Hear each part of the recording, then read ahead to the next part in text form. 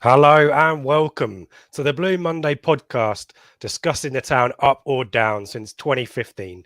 I'm Richard Wood and you're tuned into the Prematch show live in partnership with our friends at the Greyhound pub in Ipswich. This is the Portsmouth at home edition, and joining me as always is my good buddy Seb.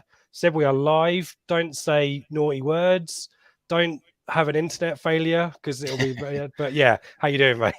I'm good, thank you. I'm broadcasting from Suffolk, from my mum's new house. So, if you see things in the background of Duran and stuff like that, it isn't mine. I've used the shirt to hide as much stuff as I possibly can.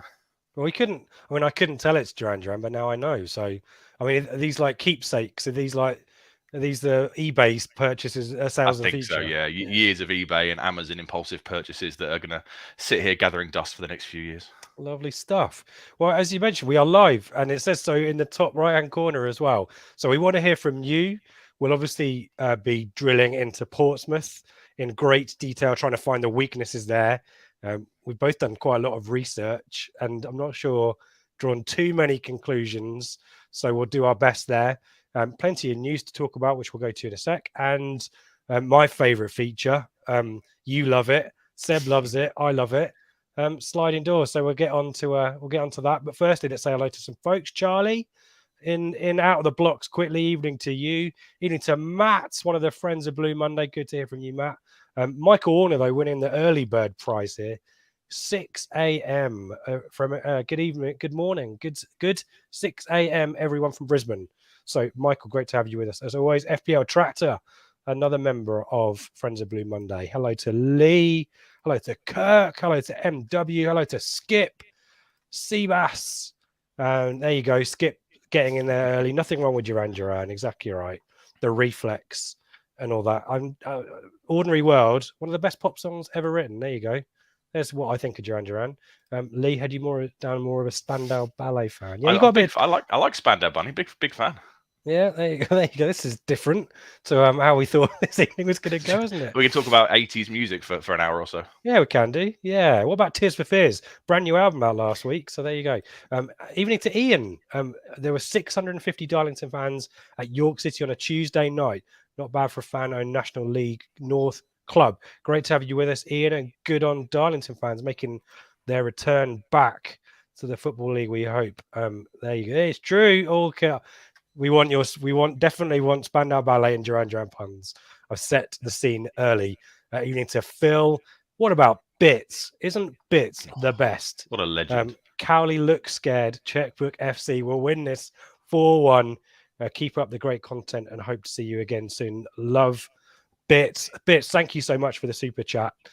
Super generous. And also Bits worth a follow on Twitter. Turbo the Sailor.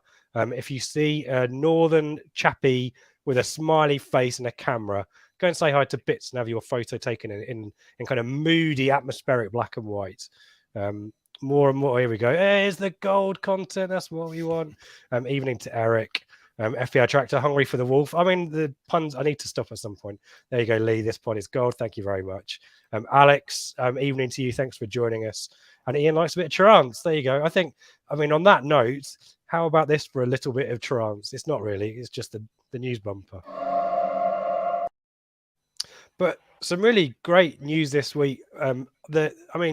We've got two ITFC teams, Seb, as I was chatting to Naked Footy about this in the week, whose seasons are just building into such drama and excitement. We'll talk about the men's team shortly, but the women's team are just kind of ticking off all of these kind of excellent milestones. Obviously, we know they're in the quarterfinal of the Women's FA Cup, and they've now sold out all the tickets for that tie at the Gold Star ground. I think that will certainly set a new record attendance. I believe it will just be shy of 2,000 people there, and it will be live on the BBC Red Button as well. So I assume that's how will you be watching next week, Seb? I will be. Yep, I'll be logging in via the red button, and yeah, like you say, what a superb story, isn't it? Great to have both, female and male sides really going for it at the business end of the season. It makes such a change from what we've had before, and yeah, absolutely brilliant news. If you're not going down there, if you're not one of the lucky ones to get a ticket, make sure you click that red button a week on Sunday. Yep. And we'll have plenty of build up for that next week, hoping for a similar kind of situation as to what happened previously when we had a trio of first teamers. And worth mentioning that the team's league action continues. A tricky trip all the way to Cardiff, a place you bloody love, down in Wales, Seb. No, it's North Wales, isn't it? That's your neck of the woods. Don't like this. Is there any north-south rivalry in Wales? I think so, but they're all united with their hatred for the English, so I think it brings them together. Fair enough. I'm hated wherever I go. Exactly right. Yeah, I know that's like there. So off to Cardiff, and it's the Cardiff City ladies, not Cardiff City women, who are affiliated to Cardiff City's men's team. So not Cardiff City affiliated is the team that they're playing. Weird words. And last time out, 1-0 victory at the Gold Star. Maddie Biggs with a goal. And worth noting, we were talking about this certainly on Naked Footy, but the Flagship as well. Oxford v Southampton ended in a 1-1 draw, which probably, I think that's what you were. Best, that's what, me and Dave thought that'd be the best result, don't we? We always believe if there's 3 points available and one goes into the ether, that's a good result all round. And Cardiff, going back to Cardiff, 9th in the league, unbeaten the last two, and drew with 8th placed Portsmouth, I want to say, last time around. So could be a tricky tie. It's obviously a long way to go, but we wish them all the best. Nice confidence booster, hopefully, before the big one next week, and keep that league title interesting for as long as possible. That would be 3 wins in the bounce if they can do that. So all the best to them. Worth adding in at this point as well, Seb, and I guess the guys will talk about it on the Flagship show on Sunday as well. More details about that. Is there some stadium development plan? We knew the indicative plans from the fans Q&A, but it's good to see some pictures. Do you want me to put some pictures up, Seb? Go on, let's see. It looks really good, doesn't it? It looks superb. My worry about the South stand, in which case you're not going to be able to see it, obviously. Yeah, chin up. But then, if you were sat in the North stand for the last, before they put 2 scoreboards up, you'd have never seen a scoreboard in the North stand for a while. So I'm worried a little bit about this kind of big screen that it's right next to the away end. I just worry about people chucking stuff at it. But they'll have thought that through when it'll be robust. Yeah, it'll be robust. And the dugouts, wouldn't it be nice to have? I think this is a better picture here. It sounds strange. It's a bit of a weird thing to say, but the dugouts and stuff excite me more than the big screen, because our dugouts look absolutely rubbish, don't they? There's no difference between what we sit on and what they sit on, is there? It's the same blue plastic chairs, and I think they look the manager gets. We've got the kind of fold down blue chairs. I do believe the manager and the assistant manager have a slightly cushiony they get a cushion chair, but it's still a fold down jobby, so it's still so we're finally getting those bucket seats that we see week in, week out on the Premier League side. I think that will look really smart, and it all comes back to this standards that we talked about earlier in the summer, didn't we, under the new regime? How many times did we say we were crying out for investment in certain areas of the club? They're going to do the pitch. I presume that's going to be next summer now, because you're not going to get all these things done in one summer, are you? So that's going to be 2023, I assume, for the new pitch. And it's just, it should have been done years and years ago. And if you and me went into work and the place, our offices were, run down and poor and trashy looking, it must naturally have an effect on your work performance. So it's all part of the, moving the club forward, and we're going to make it so we've got a proper, top flight facilities and ground, and hopefully we can do the business on the pitch to get ourselves there. But all really encouraging, and to be fair to Game Changer, they mentioned it in one of the very first interviews, didn't they, about the pitch and stuff like that, and they are seeing it through. So yeah, more great news coming out the club. And also worth mentioning about the tannoy's getting an upgrade as well, because you in the North Stand lower, you can't hear a thing at the moment, can you? So yeah, Kirk has mentioned the tannoy, as has Charlie. So yeah, I mean the trouble, yeah, the kind of this sound woo that indicates an important announcement that we play in our bumpers.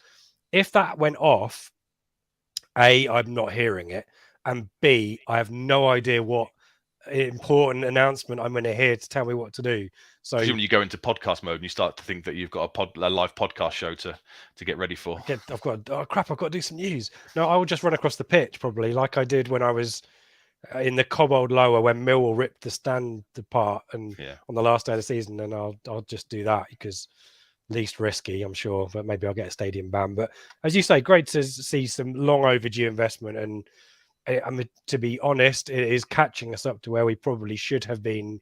Oh yeah, we should have been. Owner. God, we were seeing big screens at grounds, in mediocre championship sides 10 years ago. So we are way behind the curve because of the 15 years or whatever it was of underinvestment under Marcus Evans, and fair plays to these guys, because you've got to remember, we'll talk about Pompey and how important the game is, but there's a very good chance we're not going to go up this season, and it would have been very straightforward when to come out and say, we're maybe slightly behind where we thought we were going to be, so we're going to cut back and put everything into the playing budget. But no, regardless of league position and what league we're likely to be in next year, they're still cracking on and getting stuff done. So all the stuff they said about the off field being as important on the on field, they're really delivering on, and it's just superb. Yep, and lots of people in the comments very excited about that. And as Matt says, bringing us up to date. I mean, that's the bar, really, isn't it? But it looks like there's more to come on that as well. So interested to see the plans. I do like a kind of stadium stuff, and Portman Road's so great in terms of location and potential, just hasn't had the love bring it and up, attention it's needed. Redo the cobbled stand, bring it into the 21st century with corporate facilities and that kind of stuff, and it will look superb, won't it? Exactly right. Last bit of news is that tomorrow or today, depending on when you're listening to this, if you're not listening to it live, it is our annual community day, and a lot of folk, Mark Ashton, Kieran McKenna, Connor Chaplin, I think Natasha Thomas as well, been talking about the importance, certainly recently, of the community trust, the revamped community trust. Kieran McKenna's massive. From my first meetings with Mark Ashton, he was clear on the importance of the club and the community and how they wanted to strengthen the links between the football club in the town and the whole county. And said really important that the club has a positive impact in the local area, and great to see initiatives trying to boost support for it. I think, bring a quid to the ground tomorrow? Yeah, bring a quid to donate and stuff. And Edmondson's going to be in the fan zone signing things. And really, again, like the stadium developments, more examples of game changer, really looking to deliver and recognizing that key link between the community and between the club, because it's so important. And like the stadium, it was massively neglected by Evans. Obviously, he got rid of it, and it's great that it's come back. It's great we've got Natasha Thomas and Connor Chaplin involved, and long may it continue, because if you keep doing these things right and get the stuff on the pitch right, then you're going to be gaining fans for generations to come, rather than letting them slip and go elsewhere, like we were in danger of happening with other local sides and not so local sides doing really well. So another massive positive story. Yep, and plenty of stuff going on the fanzine, as well as George Edmondson, who we'll talk about in a little bit, I'm sure, as well. 9-hole mini golf, Seb. You're going to go practice your putting. I know you're a I'll keen take my golfer. Odyssey putter down with me and smash that. Clean up. Yeah, just destroy Absolutely the kids. Right. Yeah. Yeah, get out of the way, kids. This is proper stuff. Seabass, Sebastian. Fellow Sebastian, too many Sebastians. Thank you so much for the super Legend, chat. thank you. Super generous. Always a frequent flyer on these live pre-match shows as well. So great to have you with us. And thank you for your support as well. And I won't put any emotional pressure on you to vote. You can vote however you want on Sliding Doors as well, Seabass. So no pressure from me this week. I'm a different man. I'm a changed man. There you go. So thank you for joining us, and worth picking some comments out as we go as well before we start talking about Portsmouth. Lots of Bits has reminded people about Checkbook FC. There you go. That's a bit panto. I did some stuff with some Portsmouth fans a few months ago, and I think there was still some bitterness there, which was certainly one way. I've got certainly no problem with Portsmouth, but I think their media definitely they tried to hype it up, didn't they? I noticed today as well there were comments on their website about the Jacobs deal again. We don't kind of need to move on, don't we? It happens. It wasn't great on us at the time, but it's football, and we all need to move on, I think, a little bit. I presume it's just mainly jealousy. Maybe so. Skip saying, hasn't it been superseded by Galactico League One recruitment? There you go. According to our good buddies at the Kings of Anglia podcast. Evening to Alex, another Alex. Good to have you with us, and Will as well. So great to have you. Yeah, Alex, SP228 mentions Edmondson. We'll talk about that. I mean, fairly straightforward replacement there, we think, Seb. But we'll talk about injuries. And lead, ramping up the pressure. Tomorrow's must win. Anyone that says otherwise is wrong. You're wrong. Yeah, I think to be fair, we all agree. Seb, do you need to amend your script? Does it mention Marcus Harness? No, got it. Thankfully, and he's a big miss. Then we'll come on to them, but he's a big miss. Yep. And what else have we got? We talked about, Matt Macon. I feel obliged to go full proprietary point. Tannoy is the brand. There you go. That's getting some good love from everyone there. And yeah, from Kirk as well. There you go. There you go. I have a serious question about the atmosphere in Sir Bobby Robson Lower. Blue Action are dedicated to try and create atmosphere in the stand, but do you think it's being effective? What should they do? Be honest. I will be honest. I think the drummer guy came in for a little bit of Twitter stick earlier in the week. And I can understand that's the kind of thing that isn't for everyone. But personally, I think it's good. I think it's a good way to start chants. The big issue for me, Bits, at the moment, and I say this as someone who's in the North Stand, is Blue Action. And this was the same I don't know if you had the same experience at Morecambe, Seb. There's lots of really crafty and cool little chants that they've come up with. I have no idea what the words are. So I just fall back on the old classics. I just think, Bits, there's a job for, as well as to be the noise, is a little bit of just making sure folk actually understand what's being chanted. It's kind of, I don't want to go, because I know Norwich kind of did hymn sheets, I think. But I was going to say, on your seat before you sit down. But I do think there's something about just because I also think it's really great when we come up with different innovative chants, because we are pretty guilty as a club of nicking stuff or being quite generic. And there's a few players, Sonny Aluko, I keep talking about this, has got a really generic chant when we should be chanting Who Needs Messi when we need Aluko to the sound of Wake Me Up Before You Go Go. Another 80s classic. There you go. Bring it full circle. So that's my take, Bits. Seb, what say you? Obviously, I don't sit in the North Stand myself, but whenever it's really going, what I find is they're quite often out of sync, aren't they? The left-hand side and the right-hand side. So maybe there's a piece for looking to move, section 6, where it is more into the centre to make sure the whole of the lower of the North Stand can really, hit it all at the same time. That always strikes me as being a little bit of an issue. But obviously, you're just going to annoy people then by making them move seats and stuff. I think the work they do is brilliant. I like the drummer, but I've never stood next to him, so I can't imagine what it's like. Well, we did a Morecambe. Did we? Wasn't too far away, was he? I don't remember that. But yeah, I like the way they get the atmosphere going. I think they do great work and do great work, outside of Portman Road as well. So I just think they've got to find a way to, like you say, maybe make sure everyone knows exactly what's coming and what all the words are, and maybe look to sort of unite the lower North Stand in the singing. I think sticking a video on YouTube of their chants and then sticking in the video description might be a good way to do that. So, but both of us, Bits, very much supportive of what Blue Action are. A lot of people in the comments saying similar, and I think Skip's got a really valid point here. It doesn't help, does it? Yeah, there is a kind of inherent disadvantage to the North Stand Lower, that it's two-tiered and the acoustics are appalling. Maybe Mike O'Leary's got a novel solution for that as well. But keep doing what you're doing, Blue Action. Keep drumming, keep the beat alive, all that kind of fun stuff. More comments here. Is Sonny Aluko new deal being held up over his Ballon d'Or bonus? Interesting thought there. Charlie D. Chants are at their best when they are organic and from Noah. So Seb is right. If they spread out in the North Stand more, that would be a big help. Bits coming back there. Yeah, just a little bit of more familiarity needed, I think, there. But really good question. And perfect for this kind of, this is why we go live. So we can have a bit of a debate rather than just me and chat. Me and chat talk about Seb. Me and Seb talk about chat, because we are going to go nerdy now. We're going to go into Portsmouth. We're going to try and find these weaknesses. Firstly, can I say thank you to Tom on Facebook, Tom Freeman. Thank you for the thumbs up. And I think Steve Oswick sent us something as well. So thank you for everyone watching on Facebook. If you are watching on Facebook and Twitter and you've asked a question and I've not read it out, it's because I can't see it, like Ron Burgundy teleprompter situation. So if you can jump over to YouTube if you want to join in the debate, we'll see your comments there and we'll work on this, because this has been happening for the last few weeks. If you're not on YouTube, Woodward will not read it. Woodward will not read it, yep. Let's move on and chat about Portsmouth, Seb. And remind us where Portsmouth find themselves going into this game.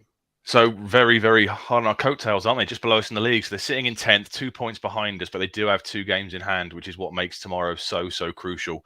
Played 35 games so far this season, won 16, drawn 9 and lost 10, scored 53 goals and conceded 38. They're in a really, really good run of form as well. They're on a 7-game unbeaten run. They've won 6 and drawn 1 of the last 7 games, which is 19 points available from the last 21.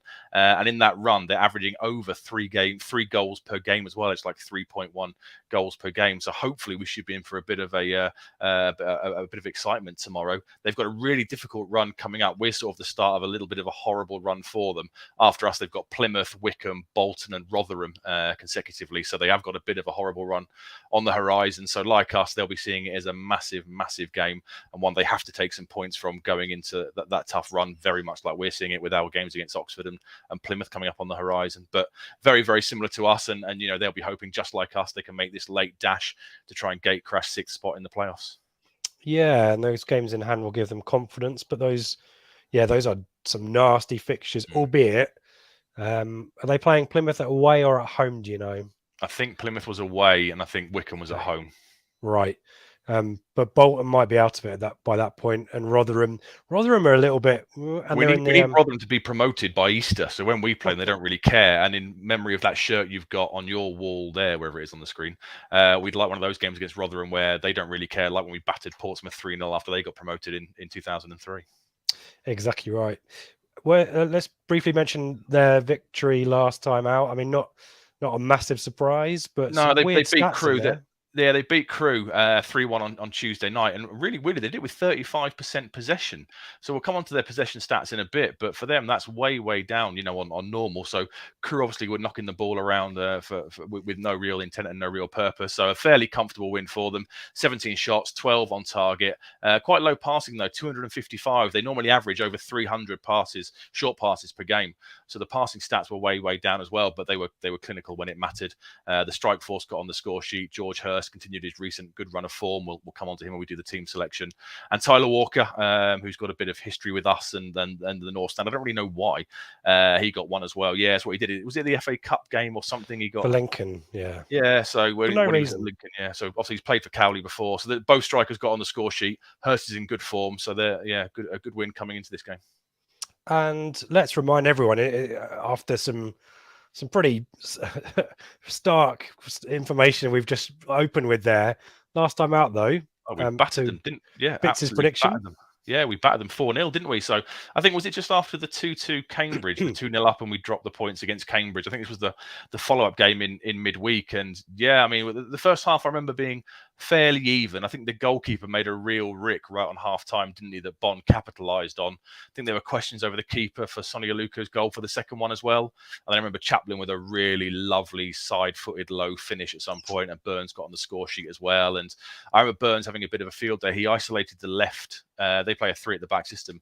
I'm sure he isolated the left-hand centre-back and really sort of ran at him for the last 20 to 25 minutes or so. So, yeah, it was a strange one because we absolutely battered them. And then we followed it up against Fleetwood by beating them in the 90th minute. And obviously, as we know, under Cook, that was the only time we won back-to-back games. But I think that was one of those times, a bit like Doncaster 6-0, a bit like Wycombe 4-1, where we kind of thought, here we go, we finally got lift off, the gelling is finally complete, and here we go. And it never really happened, did it? But we certainly battered them last time. Yeah, and that ended a 5-game losing streak against Portsmouth. 2 FA Cup games in there. They were a team that we said in the early noughties, I seem to, or mid noughties, I think, when they were in the Premier League, maybe just after they won it. Playing them then, but yeah, 2 FA Cup games. Probably one was a replay, I think. The one where who scored that long ranger? And I don't know who scored the goal, but I remember Larchek got sent off, and I think Luke Hine was captain and stuff. And I remember they beat us at Portman Road when I think, did Liam Trotter get a red card that wasn't deserved? Yeah, that was the FA Cup. I remember that. Mark Halsey. Yeah, never forget. And 3 defeats in League One, so that was good to turn that one around. I mean, the overall record against Portsmouth is generally positive. Ipswich with 20 wins in all competitions, Portsmouth with 16 and 12 draws. But our last win against Portsmouth at Portman Road, do you remember this? Because I certainly don't. 1-0 in the Paul Jewell era. Keith Andrews with the goal. And that was the season that Portsmouth were relegated with David Norris, their top scorer, with 8 goals. That tells you a story. Did he go straight there from us, or did he go to I think so. Leeds? I can't remember. He went for a payday, didn't he? And he ended up getting relegated. I can't remember which one he went to. I can't remember, but not too sure. Yeah, no, I can't. I have no recollection of that game or some of that era whatsoever. I mean, I've kind of put the dual era. If only we'd have signed Charlie Austin, but I guess we'll come on to that later. Yeah. We like to focus in because we're a bit nerdy. Try to give an away if it's an away game. Sorry, if it's an away game for the opposition. Try to give a bit of a slant on their away form, and to be fair, it's pretty consistent either side. 10th in the kind of is that 10th in the away form league? Yeah, 10th in the away so if all games were away, they'd be 10th in the league. Yeah, played 17, won 6, drawn 5 and lost 6, scored 19 goals in all their away games and conceded 18. Yeah, so the goal difference isn't great away from home. You mentioned won their last 2. Actually, they've not kept a clean sheet away from home since early January, and that was against AFC Wimbledon. But we'll come on to the defensive stats a little bit later. Talk to us very briefly about Danny Cowley. It's a name that we're familiar with, some unpleasant memories from the Mick era. Yeah, so obviously the Cowley brothers, we have that horrific night on BBC in early 2017, was it? I think it was when we were under Mick and we lose the replay to Lincoln. And yeah, I mean, what a success story they were there. You know, they took them from non-league all the way up to League One, and then they got a move to Huddersfield in the Championship, but struggled there and didn't really do much at all. And they were obviously heavily linked with us a year ago, weren't they? When Lambert went, it was very much either going to be the Cowley brothers or Paul Cook. And I think most fans were pretty much split down the middle as to who they would have preferred. I think I was in the Paul Cook camp at the time. Oh, were you? Thing. Yeah, I think you were in the Cowley camp. I was Cowley's, yeah. Joe was Cowley as well, because yeah, obviously, you know, he brings an extra assistant manager and stuff with him, sliding so you can doors. share the workload. It is a proper sliding doors moment, isn't it? So they were appointed, I think it was just after or just before, I think Paul Cook came to us. So he's played 54, managed 54 games, won 24, drawn 11 and lost 19, which is 1.54 points per game. So if you equate that to a full season, it's about 70 to 71 points. So just sort of shy of the playoffs, which explains why they are where they are in the league at the moment. Yeah, let's go into some of these stats, because as I was going through these, there's nothing that jumps out as being particularly exceptional. And so this just, to me, feels like a team that's well drilled, that's functional, that does the basics right, and generally has maybe better players against most of the teams in the division. I mean, we've kind of talked about the goals. 53 goals scored in their 35 games is the 11th best in the division. It's 1.5 goals a game on average. We mentioned 19 goals scored in their 17 away games. That's not particularly good. 15th best. Shots per game, 11th in the league. Away from home, it's a little bit higher, but shots on target's pretty decent. Of the 13 odd shots they have on average a game, 5 of those are on target, which is pretty good. So they're obviously creating decent quality chances and trying to get them on target. There's not a huge amount of long shots involved here. A lot of the goals kind of come from within the 18-yard box. We'll talk about that in a second. XG's 8th best.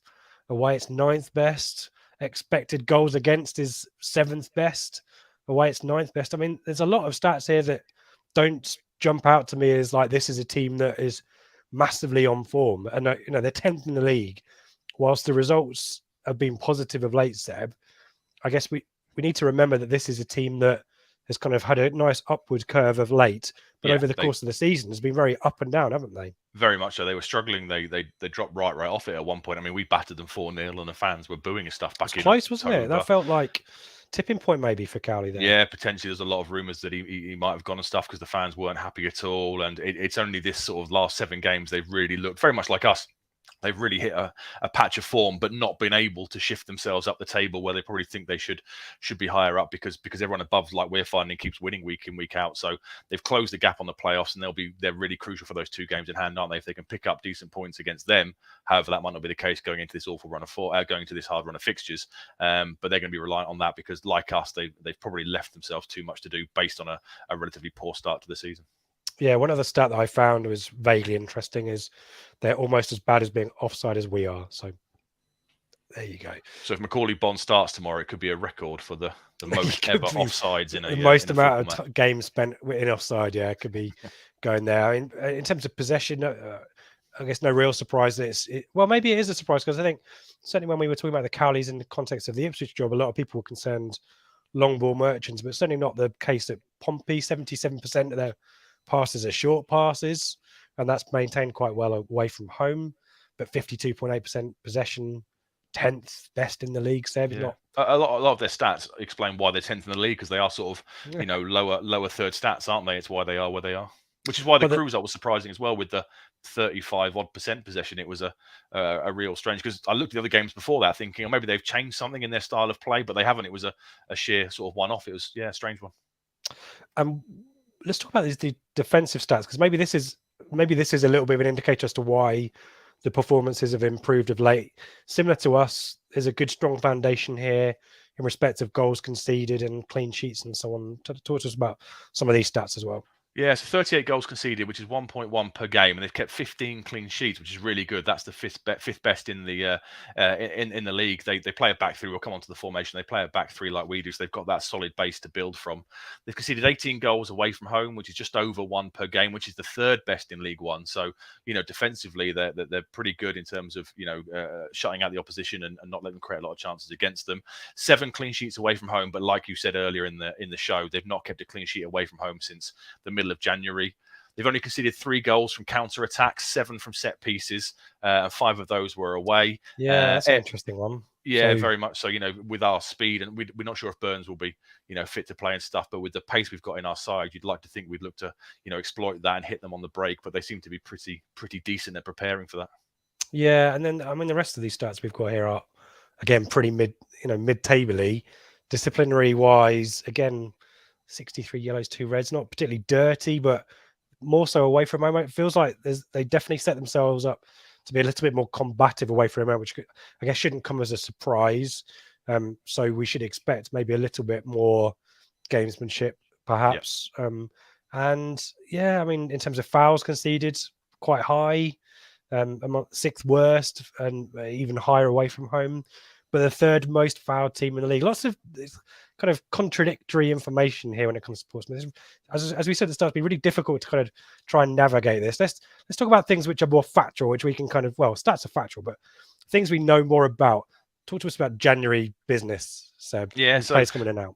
Like most clubs, they had a bit of a reshuffle. So there were 7 arrivals and 8 departures. So quite heavy turnover for the January window. The most notable arrivals were Aidan O'Brien, who came in from Sunderland. I think he dropped down from Millwall to go to Sunderland and never really hit the heights there. And he's kind of found his game time there limited with the likes of Aidan McGeady and Pritchard coming in. So he's moved there. They took Denver Hulme, a left back from Sunderland as well. And we spoke about earlier, Tyler Walker joined on loan from Coventry. So they've looked to boost their attacking options and I guess their creative options in the final third.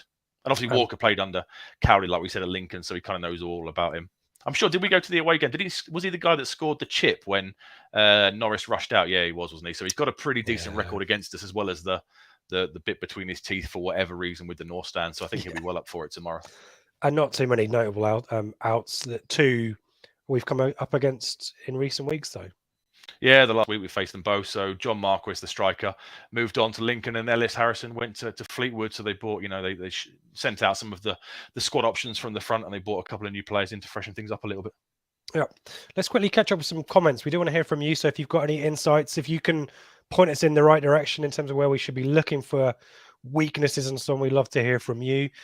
Bits has obviously been listening to Cowley's pre-match. We certainly haven't heard that. So if you want to elaborate a little bit more of that, Bits, we'd be interested to hear that.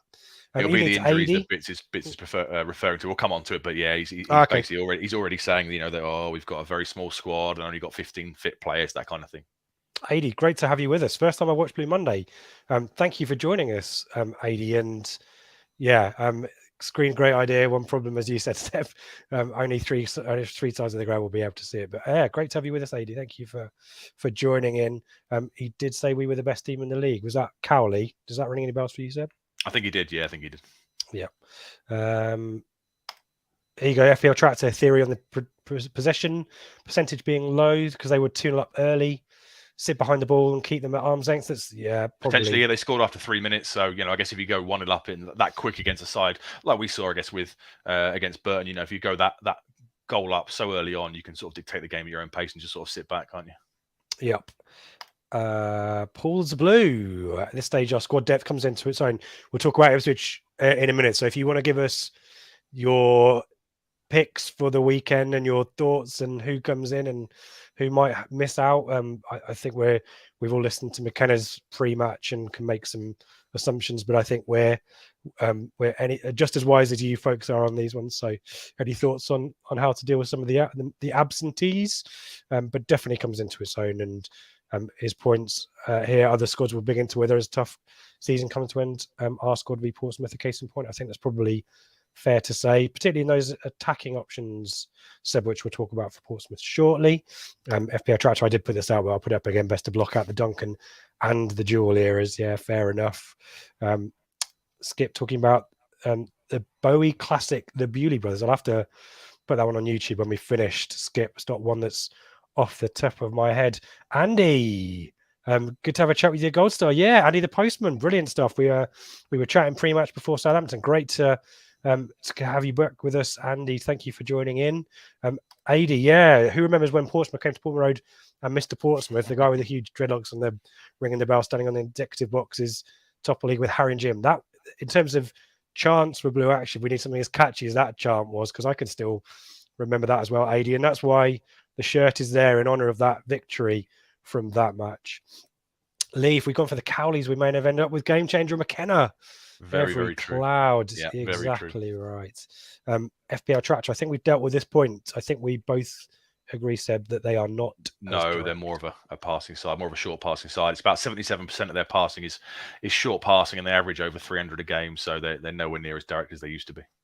And Andy, doing my job for me. Yeah, do hit that like button. Some more thumbs up from folk on Facebook. So thank you everyone for that. And actually, look, Andy is commenting from Facebook. So it is working, I think. We're just not seeing anything from Twitter, but do jump on YouTube. But yeah, thank you, Andy.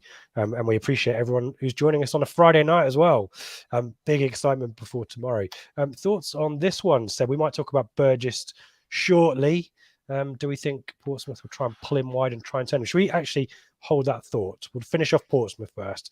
And I noticed, Charlie, you've put a comment as well about Burns. So let's finish Portsmouth. Let's finish Portsmouth off like Ipswich will tomorrow, and then we'll talk about our team.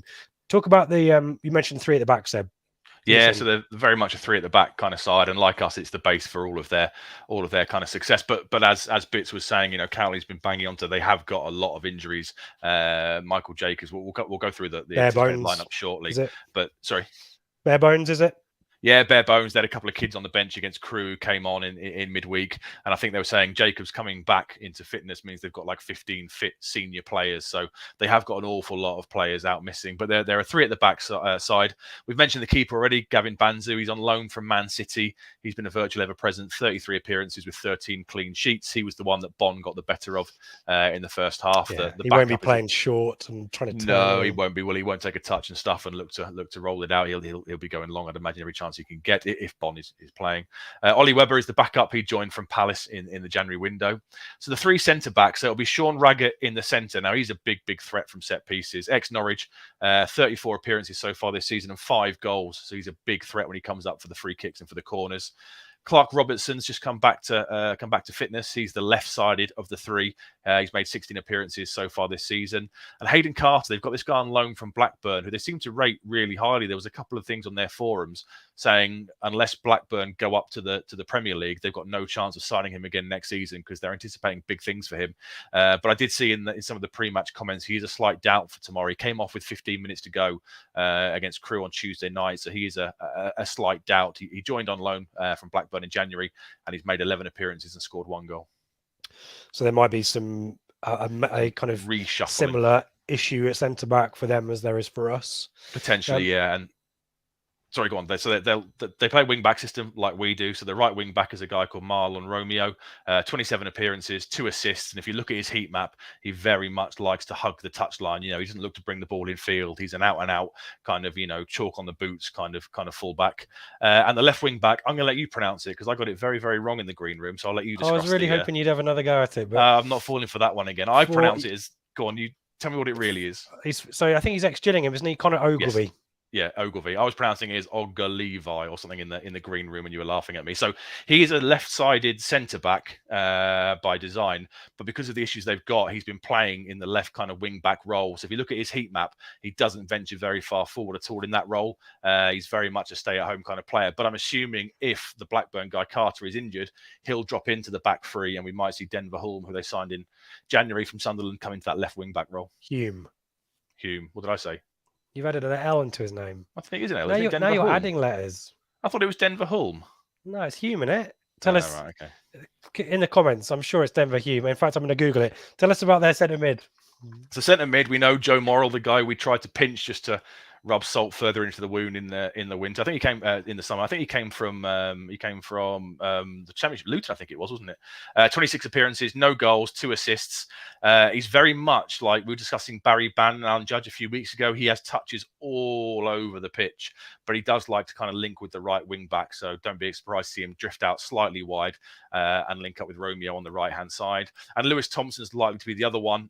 22 appearances and 1 goal, or Ryan Tunnicliffe could come back into the side. Tunnicliffe played against Accrington last weekend and he got 2 assists and a goal. So it's quite strange he was benched for the game in midweek. But he has had I think he's had a hip abductor problem earlier in the season. So I think they are looking to bring him back slowly. So he might come in for Thompson potentially, but he'll be a central midfield too.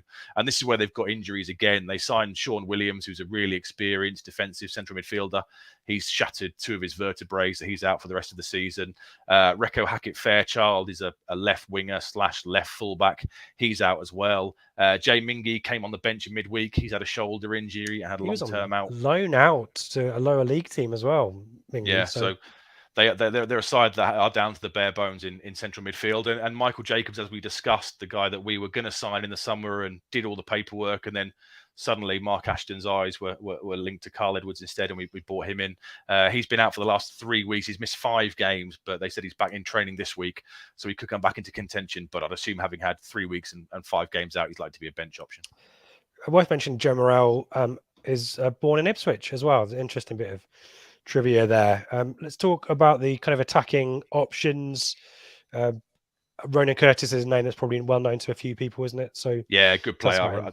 I really like him. He's a good player. Did he score the Thunderbolt against us at Fratton Park? Yeah, that was a wet, miserable day there, wasn't it? Yeah, good player. I do really like him. 32 appearances so far this season, 5 goals and 7 assists. He will drift out to the left-hand side if Ollie Geevy is the left fullback to make up for him going not being very venturous going forward. So I like Ronan Curtis. He's a really good player. He'll start in that number 10. What they do is it's a 3-4-1-2, or depending on personnel, they make it into a 3-4-2-1.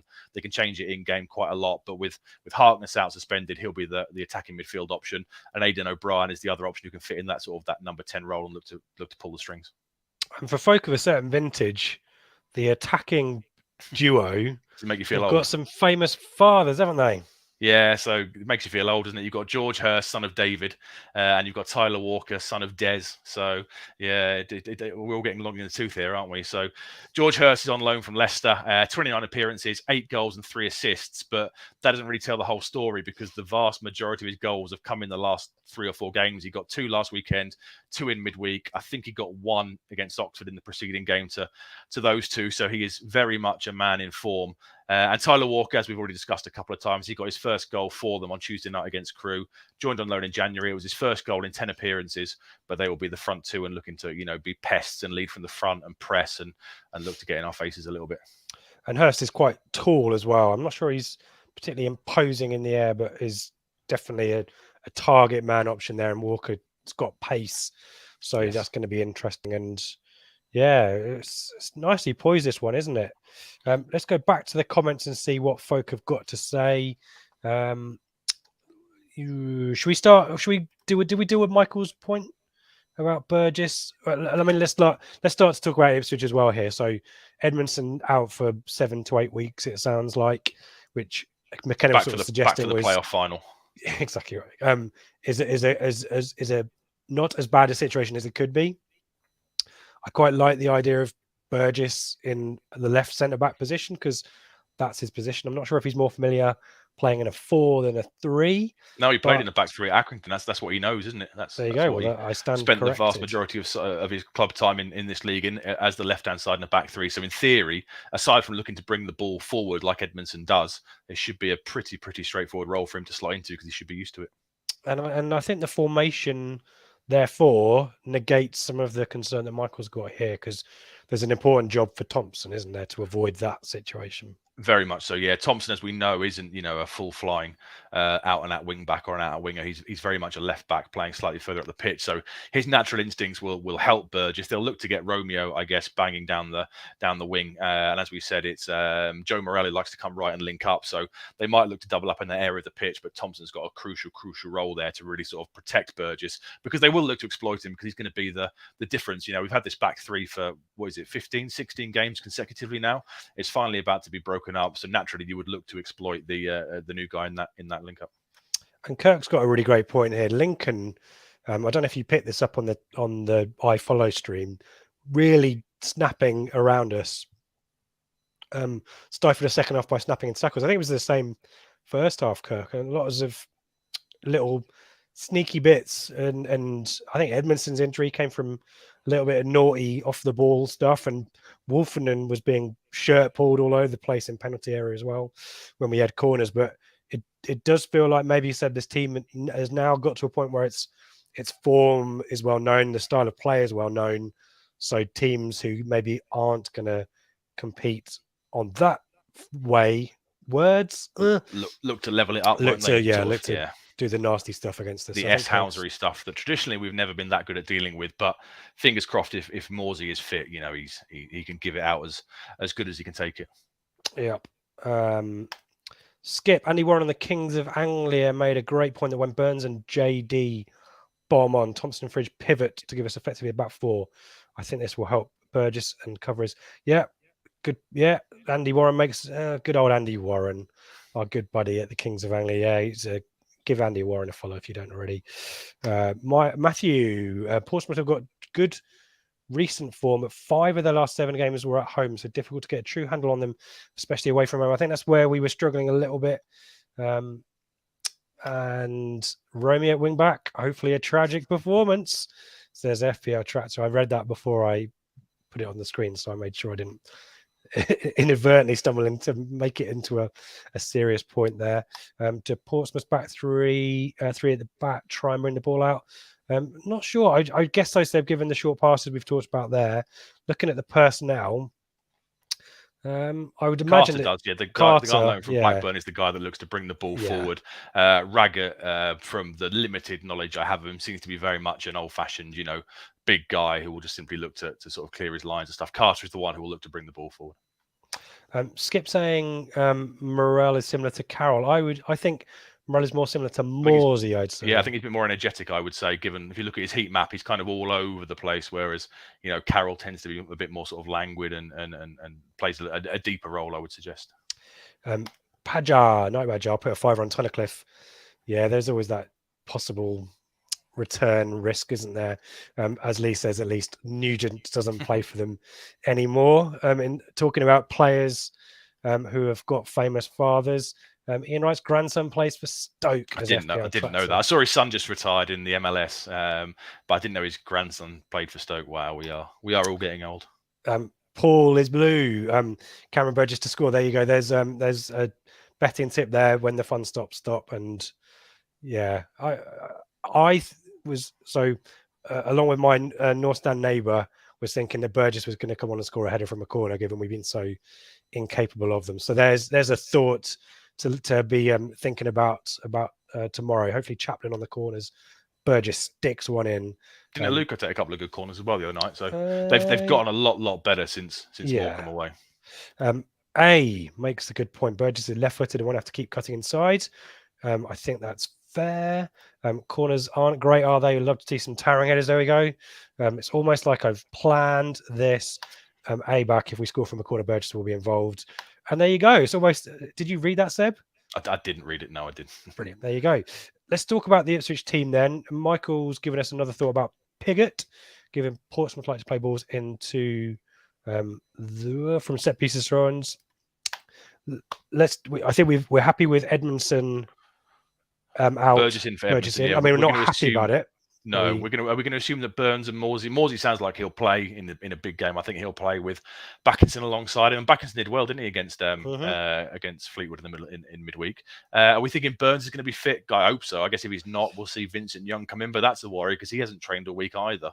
So I guess that right hand side could be an issue as well. But let's be positive and hope that Burns will be fit enough to start. And then it'll be the front three, the ever changing front three. I mean, for me, Aluko has to start after the other night. You know, he was imperious. He was superb. His close control, his touch, his awareness is phenomenal. So I'd have him as one of them. I'd have Jackson as one of them because his pace can tear teams apart when he runs through the channels. Plus, he's in form. Is it 3 in his last 4 or 3 in his last 5, maybe? So he's the striker that's in form. And then I guess you've got to choose between, Pigott or Selena. I think I quite like the sort of the 2 number 10s. So maybe Aluko and Selena just behind Jackson as the focal point. But then Jackson's not going to get much joy up against Raggett with his back to goal because Raggett is a big guy. So maybe you do bring in Pigott to do the back to goal kind of stuff and look to create space for others and drop in, but link up the play because he did that really well against Fleetwood last week. So for me, I definitely have Aluko and I definitely have Jackson starting and the third one. We'll see what McKenna wants to do. What are your thoughts on it? I think so. Morsey and Burns both sound like there'll be really close calls on Saturday, which is obviously a bit of a concern. So let's hope that Burns is fit. Obviously, he finished the match against Lincoln, which gives us a little bit more confidence, and albeit he's been carrying an injury. Morsey, I think, might be borderline. So what I like is Backinson and Selena is the central midfield too. Okay, so you go for it, and then you can have that, and then Aluko ahead of them, and then Pigott and Jackson. That's maybe where I would go. But we'll fair enough. Yeah, so he did okay in that role at the weekend. I know the goals came from when we made that change, but he was still pinging balls around lovely in the first half, and he's played that role for Swansea and for Kosovo and stuff. So yeah, I mean we've got to win. So what do you think about maybe Aluko in central midfield? Think he could do the job there as well? Maybe keep Selena slightly more advanced. Yeah, I think that might work as well. Yes, a good shout. Yeah, I'm just thinking, will we see Elkan Baggett on the bench? Do you think? I presume he'll have to be. I'm not Penny. I guess will come in on the bench. And I'm not sure if he can slot in as a left-sided centre back if he had to. But McKenna in the pre-match presser has really talked up Elkan Baggett, hasn't he? He said he's trained for the last 6 weeks with them, played in behind closed doors games, and they think he's got a big future. And I guess he's played international football and stuff. So he's although he's not played much for us, he's still played a lot of potentially big games. So yeah, why not have him on the bench and get him involved? Because he looks like he's going to be a good player for us. Yeah, well, we'll see what happens. It might be a change to 4 at the back. Who knows? But we will find out tomorrow or on Saturday today when you're listening to this. As always, we'll be back to talk about it on the Flagship show. We'll get your predictions for the end of the pod. So start getting them in now. We'll come back to the comments in a second once we've done Sliding Doors as well. But a few bits and pieces in terms of plugs. As always, worth mentioning, this show is brought to you in association with our good friends at the Greyhound pub in Ipswich on Fonarow Road. We'll be there tomorrow, Seb, and as we mostly are, but a good pre-match venue, good choice of beers, good choice of food, reasonable choice of people, and Rainbow Tractors, I believe, are having a meetup there as well. I think possibly, is it first? I'm not sure. And a first anniversary, maybe, or something like that. I'm not sure, but certainly they are there. Hit to their Twitter to see what's going on there. But do get involved and give the Greyhound your support. As I mentioned, the Flagship show is back on Monday morning, as always. I'm struggling to remember who's in Ben, Dave, and Joe, I want to say. No, Ben, Craig, and Joe. I think Dave's got the weekend off, hasn't he? Dave's got the week off, hasn't he? So yeah. Ben, Craig, and Joe, that will be out as usual on Monday morning. And then, as we mentioned, plenty of interest, intrigue, excitement ahead of ITFC Women's FA Cup quarter-final on the Sunday. We'll be talking about that midweek. We'll be talking about, who have we got next week? Oxford away, blimey. Oh, good luck, Seb, finding the weaknesses in Oxford. Maybe they don't score goals every minute. So we'll be back to talk about that. But everything you need to know, all of our socials, all of our podcast feeds, all of our video feeds, Blue Monday ITFC.co.uk, and do give us a follow on Twitter at Blue Monday ITFC. Are you ready for my favourite feature ever? Always Seb, ready for it. It's effortless at this stage. worth mentioning that the copyright police have forced me to change the music. So here's different theme music for Sliding Doors.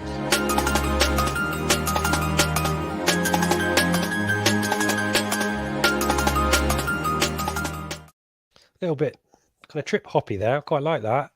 No real theme in terms of Sliding Doors, just music that isn't going to get us demonetized by YouTube.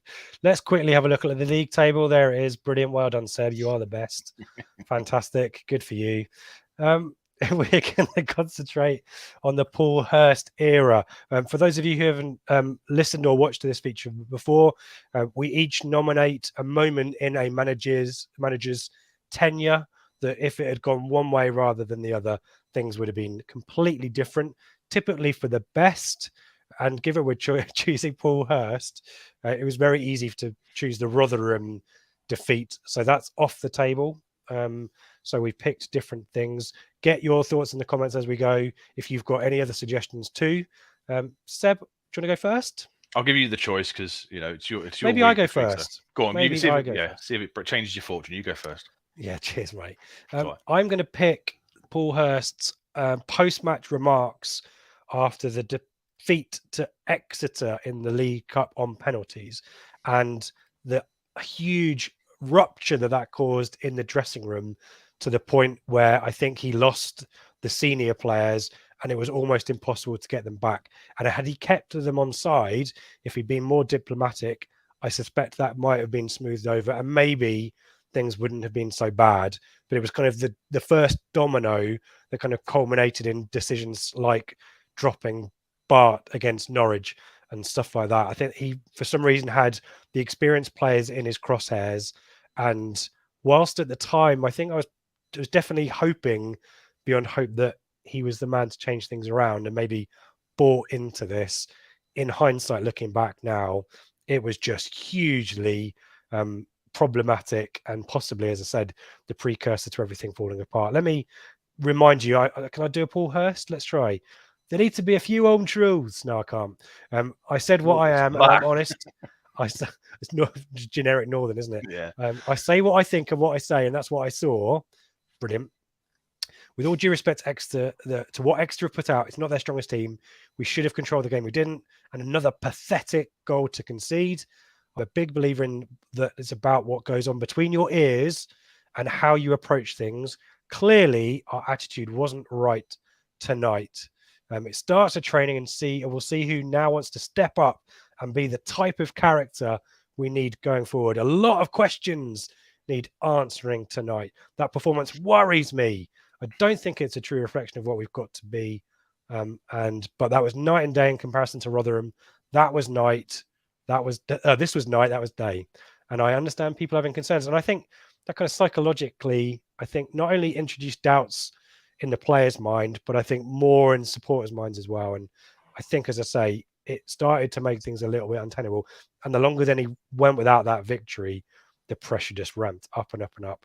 And any kind of question marks about his credentials, I think suddenly are brought to the fore here as well, because it was the polar opposite of the approach that Mick took, which was defend the players in the press at all costs, perhaps too far the other way. So psychologically, not only is it the total opposite treatment, but the players who are used to that are now really exposed and under pressure. And Luke Chambers came out and did an interview afterwards, which raised doubts about what Paul Hurst was talking about. So it just ruptured the squad before we'd even had a real chance to gel, to use your G word. So and also you've got to point out that he says that a couple of weeks after. Do you remember when Knudsen was at the World Cup and Bart was at the World Cup and Hurst did that weird interview where he said, well, they've never done it for me. They've got to prove it for me, So this big bust up after Exeter comes after, probably two of our better players away at a World Cup tournament being told they've got to prove themselves in front of him. So, yeah, I think at that point he lost them almost immediately. And I guess you can only call the players out once, can't you? And he used it in his, is that his third game in charge? We played third game. Yeah. So he does it way, way too early. So no, it's a good shout. Talk to us about someone else. So I think that very, very late on that transfer window day, we went under the radar a little bit. I don't think it was announced until the window closed a few hours later. Joe Garner goes to Wigan. doesn't he? Very late on in the window it's a decent fee. I think it's 1.3 million quid. So it is a decent fee. But I think had we kept Joe Garner, then potentially Paul Hurst's time, we still would have bought in the same kind of signings, but at least we would have had some sort of goal threat at the top end of the pitch. I think we needed to be stronger with him. He said he was homesick. He can't have been that homesick because he goes to Cyprus a few months later to join up with Mick, doesn't he? So he said he was homesick. And what we knew about Paul Hurst was he was very much a 4-1-4-1 player, wasn't formations man, wasn't he? So I just think if you've got Joe Garner as your one, as your focal point, we saw the season before, I think he got 10 goals in 30 odd appearances. He's a 1-in-3 man.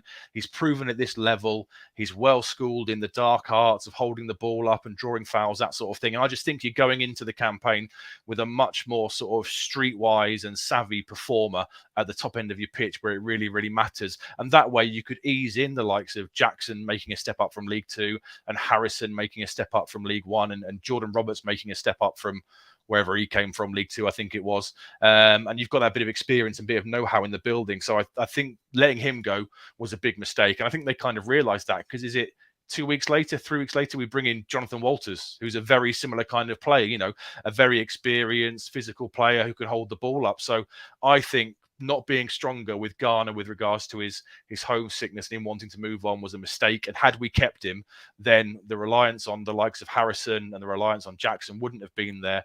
And we potentially could have, things could have gone differently for him. I'm not saying we would have stayed up or anything and Garner would suddenly become a 20-goal striker. But like he's done previously in the window, you're getting rid of proven championship experience and proven championship numbers when you probably potentially maybe don't have to. I wonder whether Garner saw the iceberg and exactly. We won't know. It's got to be treated. Yeah, you've heard the stories, about you walk past his office and his feet are up on the desk and he's unapproachable and Chris Doig is the one tearing into people. So yeah, he might have seen that and used the homesickness as an excuse. I just think, we saw with Harry Kane in the summer, Spurs said, well, you're not going. Ronaldo wants to go to Real Madrid and Ferguson says, you're not going. You can be stronger sometimes for the good of the club. And I wonder if potentially with hindsight, should we have made him stick around to ensure we at least had somebody in the building who was a fairly regular championship scorer? Because after he left, all we had was Sears, wasn't it, with any kind of championship experience. And he'd been played on the wing for the last 3 years. So I think it was a big error. And I think we should have been stronger. Yeah, I mean, in terms of recruitment, all the mistakes were kind of made in the summer, weren't they? But yeah, Garner, big character, goal threat. Yeah, big miss. So and crucial to the way he wanted to play. That 4-1-4-1 that we saw with Chalobah slightly deeper than the rest of them. That's how he wanted to play. And I think not having that focal point, that link-up player, in the end, obviously cost him because there was no threat about us at all, was there? So there you go. We'll put the two options on a Twitter poll tomorrow morning. So do get involved in the vote there. We'll go to the comments and see what you've got to say about those as well. Any other suggestions? Interested to hear them as well. Sebastian Sebast is happy that Aqua's not in his head. So there you go. I'm happy to oblige, even though I missed the song. And Matt's noticed Gav's not done so well there. Maybe we need to get you on, Matt, and put you under the spotlight as well. We'll see. It's very different when you're in the hot seat, isn't it, Seb? Though you tend to win most weeks. So yeah, there you go. There's a school of thought the Exeter press conference was caused by they needed to rush for a plane. Yeah, I remember that. The EATD guys said that obviously, normally there's a bit of a gap, isn't there, where the manager can cool down before doing the post-match, but they were that quick. I think he literally tore into him in the dressing room and within minutes walked out of that meeting and went straight into the press. So there was a school of thought that had a big impact on it. And maybe if he'd have just skipped the post-match, got on the plane and did this press conference the next day, it could have been a very different outcome where he's calm and more rational, Yeah, indeed. Padger would have kept Hurst rather than appointed Lambert. I think certainly knowing what we know about Lambert, quite a few people may have come to that conclusion as well. But Charlie D's blaming Paul Hurst for a lot of what went and the recruitment there. Presumably Charlie D, a big thing, what you're talking about there. Eric Clark said Hurst couldn't manage a youth club back at Grimsby now in the National League. FPL Trash, I think Hurst was probably right in a lot of what he said. Well, he was bringing in the GPS vests and he brought in performance coaches and stuff. So, a lot of what Hurst did is stuff we're now looking under Game Changer. The trouble was that he wasn't he was never going to get that kind of support from everyone to do that kind of stuff. And I think like they said, he went about it completely the wrong way. Yeah, and Matt's kind of said that as well. Just not equipped to address it. But I think, it's kind of the difference between why you're doing it and how you're doing it, and Paul Hurst's how was just very poor, wasn't it? And the club didn't really help him at all much either. And that, I guess Lee chimes with his thought there. Hurst on hide into nothing. And I think if you listen to our interview with Alan Lee, there was some very eye-opening thoughts about the recruitment prior to Paul Hurst coming in. So worth a re-listen to that and his thoughts about maybe how Marcus Evans and the club were going about things at that time. Charlie D repeats the point about Grimsby there. Garner wanted to go back north, but we didn't have to sell, says FPL Tractor Seb. Yeah. Like I say, you can be stronger, and we've seen with the likes of Harry Kane and Ronaldo back in the day, you can keep players if you need to. Yeah, you can't keep a player who doesn't want to be there. But why didn't he want to be there? Skip, I guess, is Seb's point. So yeah, so there you go. So as I say, we will put the usual Twitter poll up. It will be available for a few days, and vote however you want, whatever you decide. It's your vote, and I trust you to use it wisely. There you go. Let's listen to some nice trippy hoppy music. I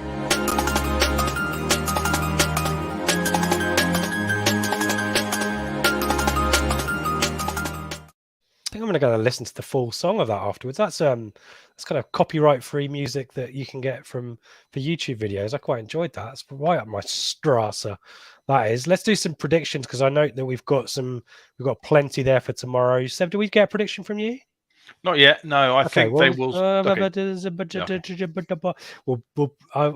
let you do that in your closing remarks. Okay. We'll kind of leave with your state of the nation and getting everyone around. You'll get your Blue Action drum out and get the atmosphere going. So Charlie D's going for a 2-1 win. Michael's going for the 3-1 Burgess from a corner. I'm feeling all the more pressure to have to put some money on Cameron Burgess to score from the corner. Never bet on your own side. No. Lee's going for a head 2-2, Hart 2-1, Skip 3-1 Town, Selena, Wolf, Backinson. There you go. There's a spread of goal scorers, isn't there? 2-0 win for Alex with Jackson to score first. Eric's going for a 2-2. Seabass going for a 2-1. Who's this? Double D. David Diamond going for a stat special 4-2. That'd be good, wouldn't it? I love a 4-2. 1-1 for FPL Tractor. Both teams probably need the win, so it'll be a draw because that's how football works. So there you go. I'm looking for anything more. We've got lots more on. It was Hurstby Chambers and he lost big time. Yeah, there you go. On Sliding Doors, and late in the window you can put your foot down on Garner. Yeah. No comment. I trust. Yeah, good. All good thoughts. I'm going to stop. I'm going to get I just worry about what to say now because I get accused of playing emotional blackmail and all kinds of stuff. So I'm just going to say what's written. If it's on the teleprompter, Ron Burgundy's going to say it. AD's going for a 2-2. 2-1. Burgess, Tunnicliffe, and Bon off the bench. There you go. We're getting that'd be great, the away scorers as well. 2-0 says Matt Phil. The defence will be strong, even with the change in personnel. Matt's also keen that folk are aware that the last copies of the latest Turnstile Blues, excellent Turnstile Blues, will be on sale before the game tomorrow, 1:45 outside the ground, and also available at the Greyhound if you are there as well. As we mentioned, do support the Greyhound. We will be there tomorrow. Looking forward to that. FPL Tractor, God bless you. Voting for me. There we go. Any last shout outs or goodbyes, we'll put those up before we hear from Seb, but worth just adding again, Greyhound are very grateful for their support for this show, the pre-match show. Back as always, if you want to see more of these live, we've kind of logistics have maybe got in the way a little bit, but we've had really good chats. So thank you so much for everyone who's joined us tonight and some new faces as well, which is brilliant. Blue Monday ITFC.co.uk is where you need to go for all the information, all of our social media, all of our podcast feed, all of our video. We put an itinerary of the shows for the weekend as well, so you know what stuff is coming out and when. And do give us a follow on our socials as well. But Blue Monday ITFC.co.uk, and join us for the flagship show, which will be available on Monday morning. Let's do some last minute comments, and then Seb, I'll let you close us out for the night. Skip, thank you for joining us. Always great to have you with us. Eric as well. Thank you very much. Cheers. Matt, I'm sure that's just for me plugging Turnstile Blues. I'm sure that cheers is for both of us, Seb. Both equal. Cheers for Lee. Thank you very much. Charlie D, thank you. Appreciate your support. Michael, good day. Have a great day. It's now 9. What's the time? You started at 6. It must be 7:10 in the morning. 7:10. Have a great day. And good to have you back with us as well. Seabass, many thanks for the super chat as well. Seabass, really appreciate that. Thank you, Matt. There you go. First live viewing. Oh, we're doing more. Thank you so much. FPL, Tractor, good stuff. Kirk, thank you. Skip, yeah, glad. We always worry about people having competing objectives on a Friday night. So maybe we'll do a few more of these. But thank you, Skip, for being with us. And AD, great to have you with us as well. If I know who you are, if you are who I think you are as well, then it's great to have you with us. And other pubs in Ipswich are also good too. But we're obviously big fans of the Greyhound here. And I don't really understand this one. Only 13. I'm not sure what that means. But 13 Matthew wins Brands, on the bounce. Michael said first of 13 wins on the bounce. Oh, did I miss something? Did I miss a? No, no, I did. Yeah. Michael's earlier comment. There you go. And Matthew's going with a 1-0 Chaplin. We'll end on that positivity. And Seb, you're going to end with even more positivity, I hope. Thank you for your diligent research as always. Thank you, everyone else, for joining us. Seb, over to you. Have a great time tomorrow, everyone. 25,000 people apparently in Portman Road, so it's going to be a big, big game. I'm confident. I think Portsmouth will score, but I think we're going to win 2-1. I am confident in that result. Come and see us at the Greyhound beforehand. Shout out to Nick, who had a chat with Craig at the Fleetwood game in midweek, and so not Fleetwood, whoever it was we played in midweek. Lincoln. Come across and see us and say hello to us in one of the booths. Everyone have a great time tomorrow. Big, big run-in time, big game season. And come on, you Blues.